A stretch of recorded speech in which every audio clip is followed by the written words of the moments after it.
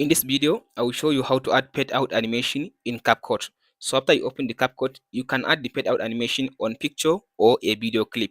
So just select the picture or the video you want to add the fade out animation to it.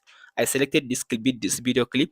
After you select the video clip or the picture, just go to this animation. After you go to this animation, so go to this out. After you go to this out, so you'll be able to find the fade out animation is the cut animation. So first one, two, three. So the third one is the fade out animation. Just click on the fade out.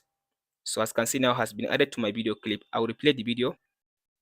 So now if you want to change the duration of the fade out animation, just click on the video or picture that you add the animation to it. Then go to this animation out. So from there you'll be able to see the duration. It says duration here, is it?